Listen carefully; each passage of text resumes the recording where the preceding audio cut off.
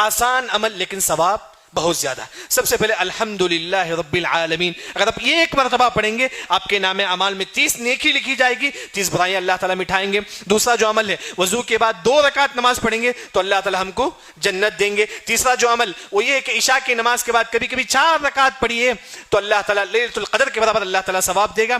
چوتھا جو عمل سبحان اللہ بحمدہ 100 مرتبہ پڑھیں گے، سمندر کے اتنے بھی گناہ ہو تو اللہ تعالیٰ معاف کریں گے. اگر کوئی سبحان اللہ 100 مرتبہ پڑھتا ہے 1000 نیکی اللہ تعالیٰ ہمارے نام اعمال میں لکھیں گے، 1000 برائیاں اللہ تعالیٰ ہمارے نام اعمال سے مٹا دیں گے.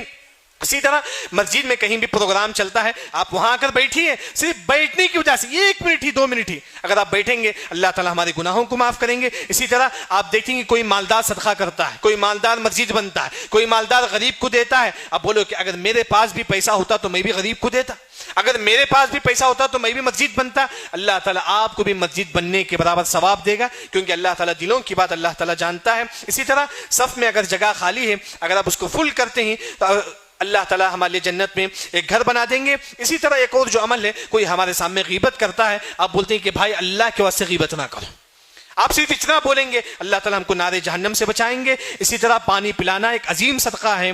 اسی طرح بیوہ عورت کو صدقہ کرنا جہاد کے برابر ثواب ہے. آج فون پے میں بیٹھے بیٹھے آپ کہیں بھی بیٹھے 10 500 روپے 1000 روپے اپنی حیثیت کے مطابق بیوہ عورت پر صدقہ کیجیے. اسی طرح تہجد اٹھنا تھوڑا مشکل ہوتا ہے لیکن اگر آپ سونے سے پہلے 2 رکعت پڑھ کے سو جائیں گے پوری رات تہجد پڑھنے کا ثواب ہم کو ملے گا. اسی طرح روزہ رکھنا، لیکن اگر بغیر روزے کا ثواب ہم کیسے حاصل کریں؟ کھانے کے بعد ہم بولیں گے الحمدللہ اللہ نے مجھے کھلایا، الحمدللہ اللہ نے مجھے پلایا. اگر کھانے کے بعد اگر آپ اللہ کا شکر ادا کرتے ہیں اللہ تعالیٰ آپ کو روزہ رکھنے کے برابر ثواب دے گا. اسی طرح اگر کوئی مسلمان پریشان ہے، چاہے بزنس کے معاملے میں ہو، چاہے بیوی بچے کا ٹینشن ہو، چاہے کوئی بھی اسے ٹینشن ہو، آپ بولتے اسے تسلی کی کچھ بات آپ بولتے ہیں اس کے سامنے، کچھ بول آپ اس کے سامنے بولتی ہیں تسلی کی تو اللہ تعالیٰ آپ کو کل قیامت کے دن عزت کا لباس اللہ تعالیٰ ہم کو پہنائے گا. اسی طرح مسجد وغیرہ میں خاص طور پر جمعے کے خطبے میں ہو یا کہیں بھی پروگرام میں ہو اگر جگہ نہیں ہے آپ دوسروں کو اگر آپ جگہ دیتے ہیں